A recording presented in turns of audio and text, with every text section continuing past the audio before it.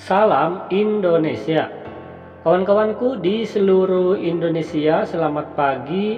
Selamat berjumpa lagi dengan channel Berbagi Informasi.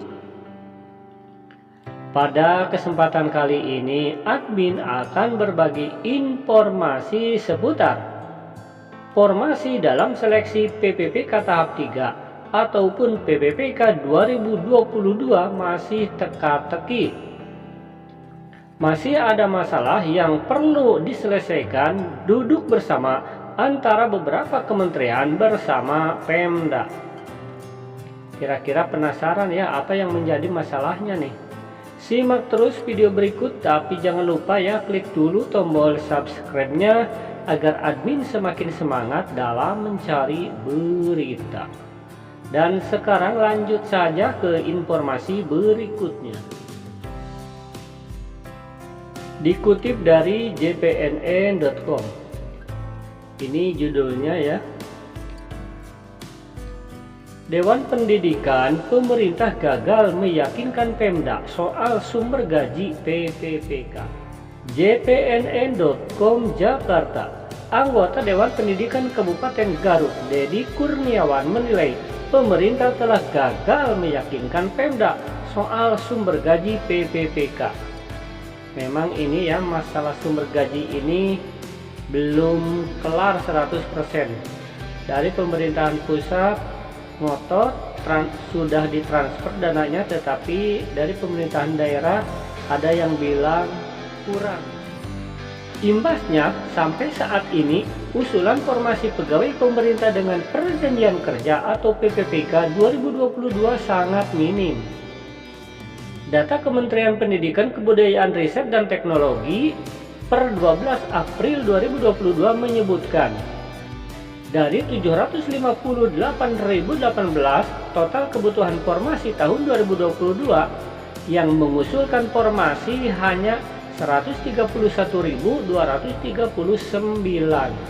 atau setara dengan 17,3%.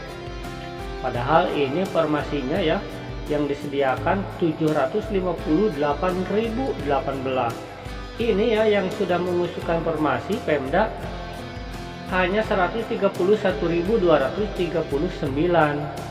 Jadi ini masih jauh ya, baru 17%. Kira-kira ada apa nih gerangan ya? Dedi pun mendesak Kemendikbudristek untuk melakukan koordinasi tuntas urusan PPPK dengan Kementerian Keuangan, Kementerian Dalam Negeri, dan Kementerian Pan-RB serta Pemda. Nah ini ya, Pak Dedi mendesak dari pihak Kemendikbudristek ya agar benar-benar menuntaskan urusan PPPK dengan 3 kementerian serta Pemda. Nah, di sini disebutkan ya, pusat dan daerah harus duduk bersama.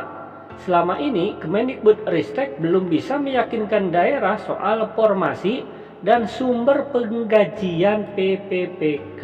Nah, ini ya yang menjadi masalahnya. Tutur Dedi kepada jpnn.com Rabu 27 April. Nah, jadi ini Pemda masih teka-teki ini karena memang di sini ya, menurut Pak Dedi, Kemendikbudristek belum bisa meyakinkan daerah soal formasi dan penggajian PPPK. Jadi ini Pemda masih ragu kalau formasinya banyak, bagaimana kalau gajinya nantinya dibebankan ke Pemda. Nah ini ya, jadi walaupun formasinya banyak dari Kemendikbudristek, masih teka-teki juga, teka-tekinya apakah Pemda sudah 100% yakin ya kepada pusat atau bagaimana. Kalau menurut admin mudah-mudahan yakin benar ya ada solusinya agar para guru honorer yang lulus passing grade yang mau tes ini tidak menjadi imbas ya dari kesalahpahaman atau belum satu pemikiran antara pusat dan daerah. Dia mencontohkan Kabupaten Garut, pemerintah pusat ngotot sudah mentransfer melalui DAU 2021 untuk gaji 10.000 PPPK sebesar 191 miliar untuk 3 bulan. Nah, kita baca lagi nih di bawahnya. Nyatanya Kabupaten Garut hanya membuka 196 formasi di 2021 dengan alasan kemampuan anggaran daerah. Nah ini ya yang menjadi permasalahannya, sehingga honorer yang sudah lulus passing grade ini tidak mendapatkan formasi karena sedikit membuka formasinya. Kalau menyimak antara komitmen pemerintah pusat dan daerah, menurut Dedi tidak tune in. Semua ego pusat dan daerah harus dihilangkan agar komunikasi bisa tuntas, ucapnya.